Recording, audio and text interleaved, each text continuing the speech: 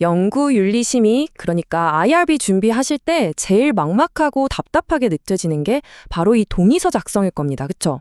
오늘 우리는 흔히들 귀찮은 서류 작업이나 행정적인 장애물로만 생각하시는 이 동의서에 대해서 완전히 새로운 패러다임을 제시해드리려고 합니다. 오늘 이 해설을 끝까지 들으시고 나면 아마 동의서를 바라보시는 여러분의 시각이 180도, 아니 완전히 바뀌실 거라고 확신합니다. 자, 바로 시작해볼까요? 본격적인 이야기에 앞서서 연구 현장에 깊게 뿌리 박힌 가장 큰 오해, 이 질문부터 짚고 넘어가야겠습니다. 동의서는 단순히 참여자한테 사인 하나 받으려고 내미는 종이 쪼가리일까요? 참 많은 분들이 동의서를 나중에 혹시라도 문제 생기면 연구자인 나를 법적으로 방어하기 위한 수단으로 생각하시거든요. 일종의 면책각서처럼 말이죠. 근데 과연 그럴까요? 절대 아닙니다. 오늘 다룰 내용의 핵심 철학이자 여러분이 반드시 기억하셔야 할 문장이 바로 이겁니다. 동의서는 서명이 아니라 이해와 선택의 과정입니다. 진정한 의미의 정보에 의한 동의는 서류 한 장 띡 내밀고 끝나는 행정 절차가 아니에요. 연구자와 참여자가 지속적으로 교감하고 소통하는 아주 살아있는 과정 그 자체입니다. 오늘 우리가 함께 살펴볼 내용들입니다. 우선 동의를 덧받치는 핵심 기둥들을 살펴보고 이어서 동의서에 꼭 들어가야 할 8가지 필수 요소를 뜯어보겠습니다.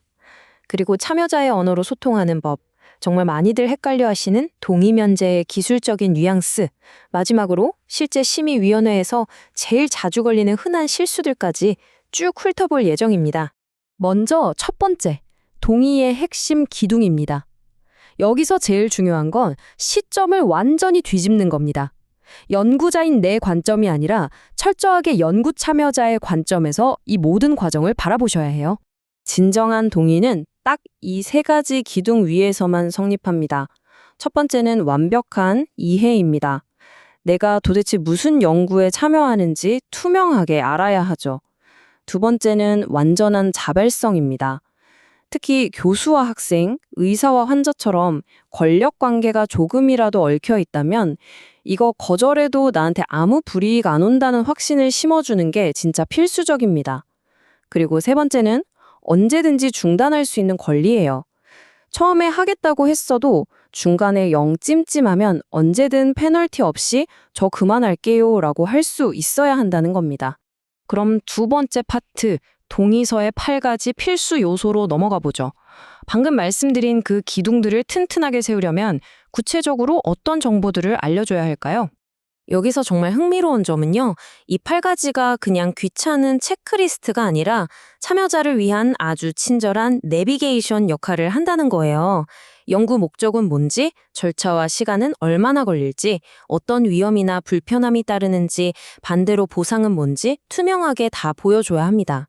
게다가 내 데이터는 어떻게 안전하게 지켜지는지, 중간에 그만두고 싶을 땐 어떻게 하는지, 궁금한 게 생기면 누구한테 연락해야 하는지까지 이 8가지 정보가 하나의 스토리처럼 매끄럽게 연결되어 있어야 해요.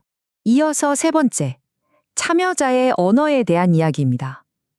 정보가 아무리 완벽해도 전달하는 방식이 어려우면 아무 소용 없잖아요. 많은 연구자분들이 이른바 지식의 저주에 빠져서 너무 어려운 전문 용어를 쓰시는데 이게 소통을 꽉 막아버리는 주범입니다. 실제 예시를 한번 볼까요? 동의서 딱 펼쳤는데 첫 줄에 사회적 자본과 주관적 안정감의 매개 효과 분석. 와, 벌써 읽기 싫어지죠? 이건 연구계획서에나 어울리는 딱딱한 학술 용어거든요. 이걸 일본 사람들의 눈높이에 맞춰서 사회적 관계가 삶의 만족감에 미치는 영향이라고 싹 풀어 써주면 어떨까요? 훨씬 직관적이고 편안하잖아요. 동의서는 철저하게 일상적인 언어로 친절하게 번역하듯 쓰셔야 합니다. 쉽게 쓰는 것만큼이나 중요한 게 또 하나 있습니다. 바로 솔직함인데요. 다들 동의서에 위험은 전혀 없습니다 라고 쓰고 싶어 하세요. 안심시키고 싶으니까요. 하지만 절대 위험을 축소하거나 감추시면 안 됩니다. 민감한 질문을 받을 때 생길 수 있는 심리적인 불편함이나 혹시 모를 개인정보 유출 가능성 같은 것들 말이죠. 이런 걸 투명하게 공개하고 어떻게 대비했는지 설명하는 게 오히려 연구의 신뢰도를 확 높여주는 진짜 비결입니다. 이제 네 번째 주제, 동의, 면제와 뉘앙스입니다.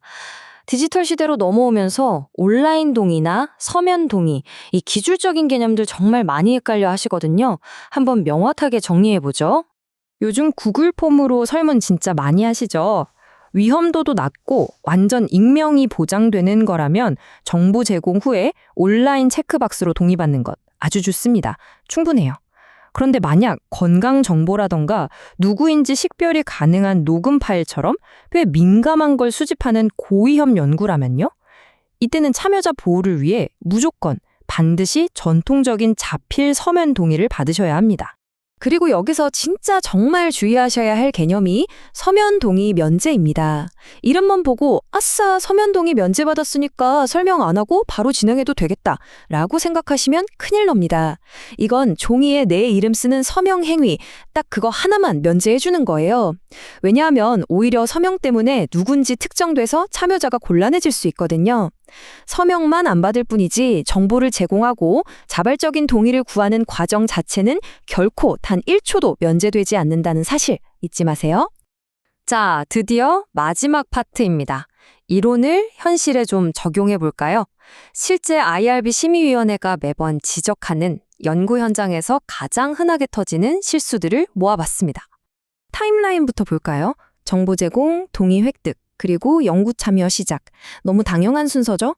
근데 놀랍게도 서명란에 날짜를 안 적거나 인터뷰 다 끝내고 며칠 뒤에 아차, 서명 좀 부탁드려요 하는 일이 비일비재합니다. 여러분, 동의는 절대 사후 승인이 아닙니다. 모든 연구 행위는 시간 순으로 무조건 동의 획득 이후에 진행되어야 합니다.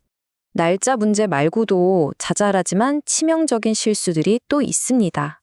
참여자 사인만 받고 정작 연구자 본인의 확인 서명을 빼먹거나 아까 말씀드린 것처럼 중간에 언제든 그만둬도 된다는 참여 철회 권리를 어물쩍 넘겨버리는 거죠. 이런 디테일이 하나라도 빠지면 연구의 윤리적 기록은 완전히 훼손됩니다.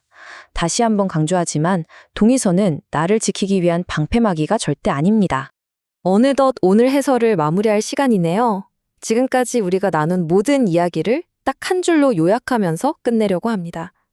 좋은 동의서는 연구자의 방어문서가 아니라 연구 참여자의 이해와 선택을 돕는 안내문입니다. 이건 그냥 양식을 바꾸는 게 아니라 연구에 참여해 주시는 분들에 대한 깊은 공감이자 존중입니다. 오늘 이 시간을 통해 동의서를 대하시는 여러분의 마음가짐이 조금이나마 새로워지셨기를 바랍니다. 끝까지 함께 해주셔서 감사합니다.